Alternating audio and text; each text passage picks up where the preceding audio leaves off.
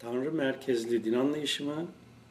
Hz. Muhammed Aleyhisselam merkezli din anlayışı mı? Konuyu en baştan, bir diğer deyişle temelinden sorgulayalım. Tanrı merkezli din anlayışı mı? Hz. Muhammed Aleyhisselam merkezli din anlayışı mı? Gene yeni bir şey attık ortaya, değil mi? Haklısınız. Ama ne çare ki bu ikisi arasındaki fark çok çok önemli bir fark. Hatta bu ikisi arasındaki fark anlaşılmadan, kavranmadan, dinsel anlayışlardan arınılıp, gerçek din anlayışının fark edilmesi çok güçtür. Gelin bu önemli konuyu derinlemesine inceleyelim. Önce Tanrı merkezli, dinsel anlayışın geçerli olduğu genel Müslümanlık kabulüne bakalım. Bu anlayışa göre her ne kadar Allah adıyla etiketlenmiş Tanrı her yerde denilse de hep yukarılarda, dışarılarda, ötelerde bir yerdedir. Buna inananlar yukarıda, ötelerindeki bir Tanrı'ya inanırlar. Kendin dışında, ötende bir Tanrı kabulü ise direkt şirktir. Buna şirk-i hafif ederler. Gizli şirk yani. Oysa bu anlayıştaki hemen herkesin kendi kültür, çevre, anlayış ve tasavvuruna göre kabul ettiği bir tanrısı vardır. Ama onu Allah adıyla da anabilir. Allah da diyebilir. Bir kısım kişilerin kafalarına göre gerekçelerle yasaklaması dolayısıyla Kur'an'da bu konuda yapılan açıklamalar tefekkür edilemediği için beyinlerdeki kişi tanrı tasavvurları öylece kalır. Tekamül etmez. Ötelerindeki bu kişi tanrı tasavvurları zanlarına ve yanlış anlayışlarına dayalı olarak kendi katındaki meleklerle yeryüzünde bir peygamber seçer. Sonra insanlara emirlerini uygulatması için o elçi, postacı, messenger denen kişiyi görevlendirir. Tabi bu iş içinde yanındaki meleklerden birini ona gönderir. Yanından yeryüzündeki seçilmiş birine, yani peygambere yollanan elçi melek. İşte bu noktada bir saptama yapalım. UFO'cular veya uzaydan gelen birilerinin varlığına inananların bazıları hemen bu anlayışı değerlendirerek meleklerin veya yeryüzündekilerin kabul etmiş olduğu geçmişteki tanrıların gökten gelen diğer üstün ırklar olduğunu öne sürerler. Şunu vurgulayalım. Gökten birileri gelmiş olabilir veya gelecek olabilir. Bunu reddetmek akıl ve mantık işi değildir. Ancak kesinlikle yanlış olan şey bu gelmiş veya gelecek olanların tanrı veya melek olduğu kabulüdür. Çünkü aşağıda izaha çalışacağım üzere Allah Resulü'nün bildirdiği şeylerin bu gibi kabullerle hiçbir ilgisi yoktur. Bunu çok iyi fark etmek ve anlamak lazım.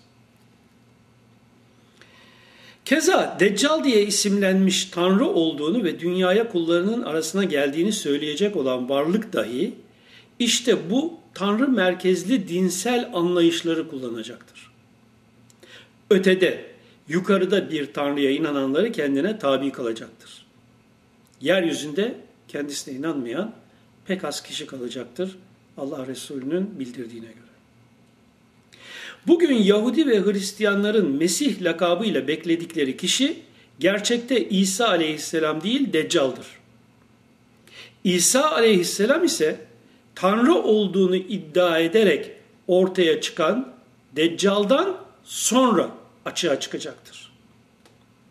Kendisinin insanların beklediği Tanrı olduğunu iddia eden Deccal'la kaplı varlığın ortadan kaldırılışı ise bizatihi 33 yaşında olarak dünya üzerinde açığa çıkacak olan Hz. İsa Aleyhisselam tarafından gerçekleştirilecektir. Bundan sonra Mehdi lakaplı son müceddit ile 7 veya 11 senelik beraberliği olacak İsa Aleyhisselam'ın. Bu arada Yecüc Mecüc isimleriyle tanınan ırkın Orta Doğu'dan, Doğu Asya'dan Orta Doğu'ya istilası meydana gelecek. Bu da geçiştirildikten sonra 73 yaşına kadar 40 yıl yeryüzünde yaşayacaktır. Resulullah Aleyhisselam'ın açıklamalarına göre. Bu konudaki hadisleri İnsan ve Sırları isimli kitabımızın kıyamet alametleri bahsinde etraflıca derlemeye çalıştık. Orada okunabilir. Neyse biz gelelim ana konumuza. Tanrı merkezli din anlayışı materyalist bir sisteme kaynaklık etmektedir. Tanrı merkezli dinsel anlayışta Kur'an'da ve hadislerde anlatılan her şey kelime anlamındadır. Tanrı merkezli din anlayışında Tanrı'nın eli vardır. Tanrı merkezli dinsel anlayışta Tanrı'nın iki kefeli terazisi vardır. Henüz dijital veya ötesi tartı sistemi bulamamış demek ki Tanrı o zaman. Bu anlatılanların insanlara bazı gerçekleri anlatmak için kullanılan misaller olduğu fark edilemez, düşünülemez, kabul edilemez. Kısacası Tanrı merkezli dinsel anlayışta anlatılan her şey madde dünyası gerçeklerine göredir. Bu anlayışta sorgulama, anlamaya çalışma, ne olduğunu bilme, tefekkür yoktur. Emirler ve uygulamalar vardır. Adeta emir komuta zinciri. Kıyas-ı fukuha adı altında ayetlerde kesin olmayan her şey kişilerin yaşadıkları devir şartları altında yorumlanmış ve o yorumlar dahi din şeriat kapsamında kabul edilmiştir. Ayet veya hadislerin o devirler şart ve anlayışı kadarıyla yorumlanması ise sanki dinin bir hükmü gibi algılanmıştır. Tanrı merkezli dinsel anlayışta namaz borçtur Tanrı'ya. Oruç borçtur, ödenmesi zorunlu. Borcunu ödemezsen Tanrı seni cehenneme atar. Tanrı merkezli dinsel anlayış şudur. Biz sadece emirleri uygularız, gerisini düşünmeyiz. Neyin ne olduğunu o bilir. Bizim gerisini bilmemize gerek yoktur. Gerek olsaydı onu da bildirirdi. Bize düşen sadece emirlere uyup emredilen ibadetlerimizi yapmaktır. Gerisini sorgulayıp hikmetini ve nedenini araştırmak, tefekkür etmek, diğer konularda fikir sahibi olmak bizim işimiz değildir. Biz öleceğiz ve kıyamette dirilince her şey meydana çıkacak anlayışı da işte bu Tanrı merkezli dinsel kabulün bir getirisidir. Madde dünyası gerçeklerine göre oluşturulmuş bu tür materyalist dinsel anlayışlar ötesindeki Allah Resulü ve son nebisi Muhammed Aleyhisselam merkezli din anlayışına gelince, bütün hakikat ehli tasavvuf önderlerinin anlayışı olan bu anlayışa göre, ki Hacı Bektaş Veli'den Gazali'ye, Abdülkadir Geylani'den kendisine kibirli görünüyorsunuz diyen kişiye bu kibir değil, kibriyadır cevabını veren Şah Bahattin Nakşibendi'ye kadar isimlerini sayamayacağımız birçok zevata göre Hanif kökenli Muhammed Aleyhisselam Tanrı ve Tanrılık kavramının asla söz konusu olmadığını idrak etmiş bir kişi olarak putperest kavmi içinde yaşarken nihayet 39 yaşında Tanrı ve tanrılık kavramı yoktur. Yalnızca ismi Allah olan vardır. La ilahe illallah. Gerçeğini çeşitli tanrılara tapınan putperest topluma ilan etti. Burada en öncelikli konu ismi Allah olanın ne olduğunu fark etmektir. İsmi Allah olan bu konu eğer iyi irdelenirse görülecektir ki idrak edilesi ötelerdeki bir tanrı olmayıp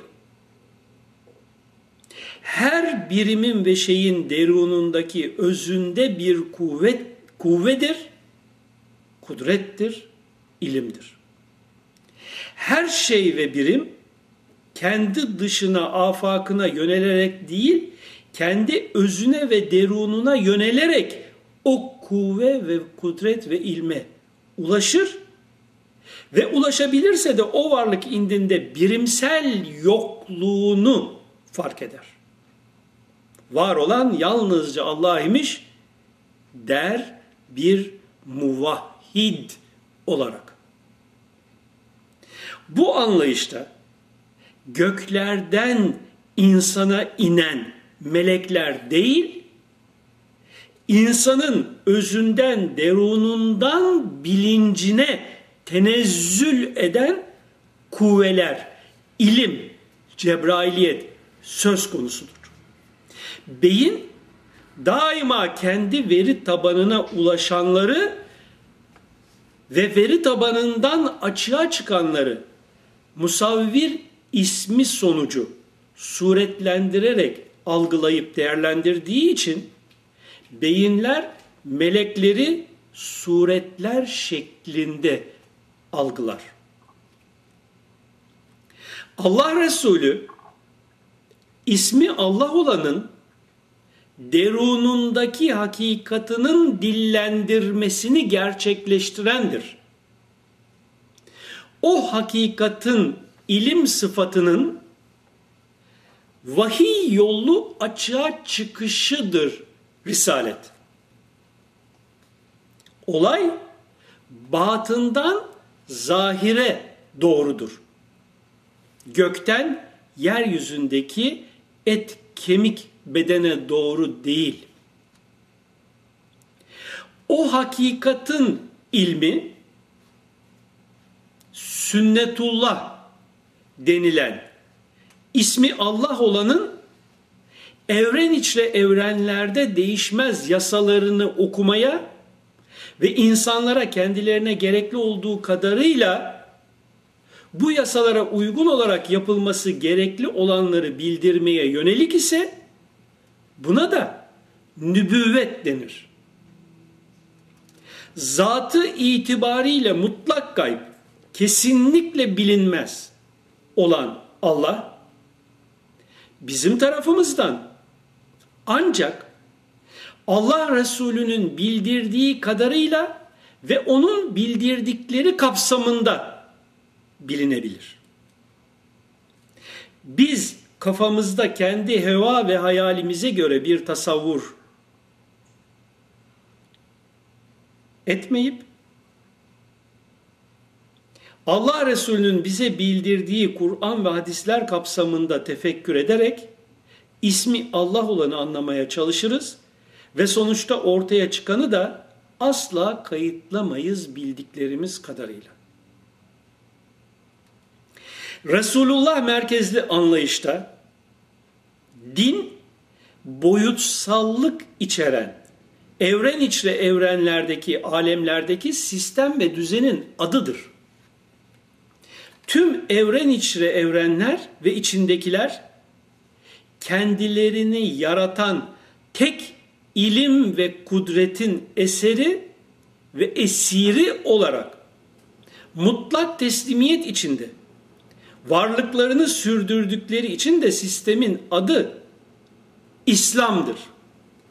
Nitekim Allah indinde din İslam'dır vurgulaması bu gerçeği anlatır.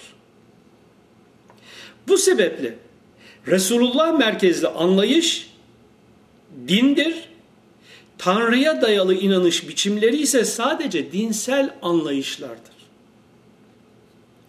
Resulullah merkezli anlayışta işin ikinci ve en önemli yanı insanın hilafeti konusudur.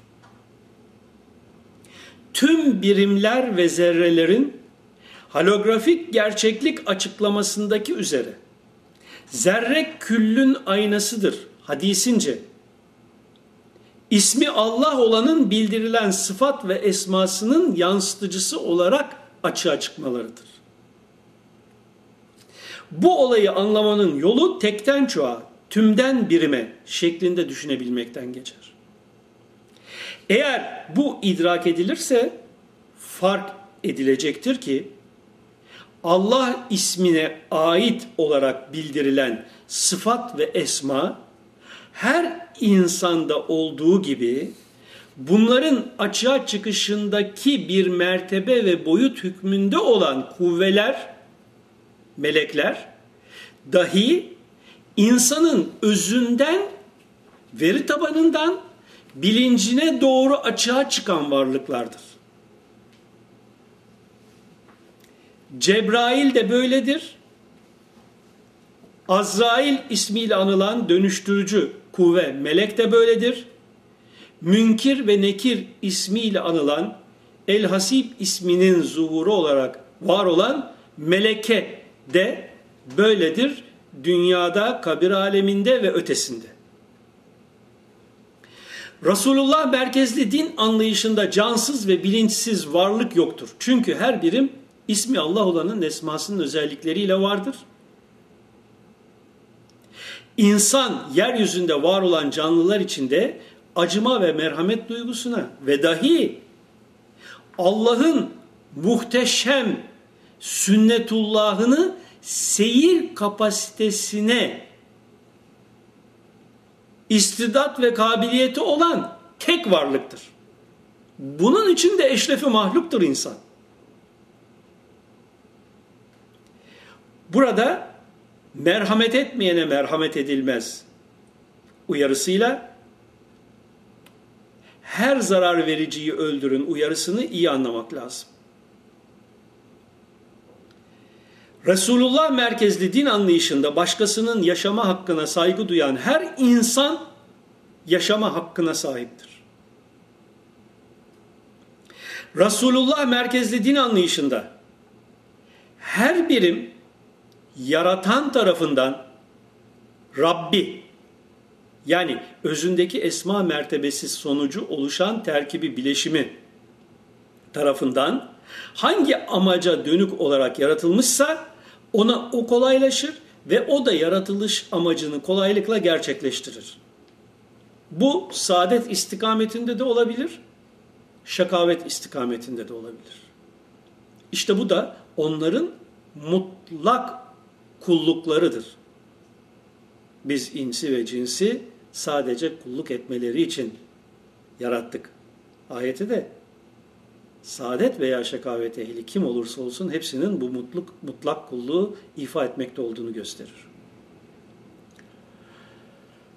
Resulullah merkezli din anlayışının sonucudur ki yapılan ibadetler ve çalışmalar, zikir, salat, dua ve namaz, oruç vesaire borç değil, bir Tanrı'yı mutlu kılmak, gönlünü hoş etmek için değil, kişinin kendi özüne bahşedilmiş Rabbani kuvve ve özelliklerin açığa çıkartılması içindir.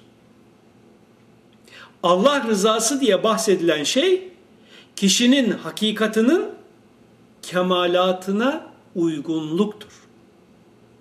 O kemalata uygun davranış sonucunda kişide o hakikatin kemalatının bir özelliğinin açığa çıkması sonucunu doğurur otomatik olarak. İnsan için kendi çalışmalarının sonuçlarından başka bir şey asla söz konusu değildir. Leysel insane illa ma se'a anlamındaki ayet, düşünen beyinler için olayın ne olduğu hakkında yeterince açık bir uyarıdır. Kısacası Tanrı merkezli din anlayışı ötelerdeki, yukarılardaki bir tanrıya yönelen toplulukların yaşam biçimidir. Allah Resulü Muhammed Aleyhisselam merkezli din anlayışı ise Resulullah'ın açıkladığı Allah'a imandan yola çıkıp kendi özündeki ilahi mertebelere ve o mertebelerdeki, boyutlardaki kuvve ve kemalatı keşfe yönelebilen insanlar için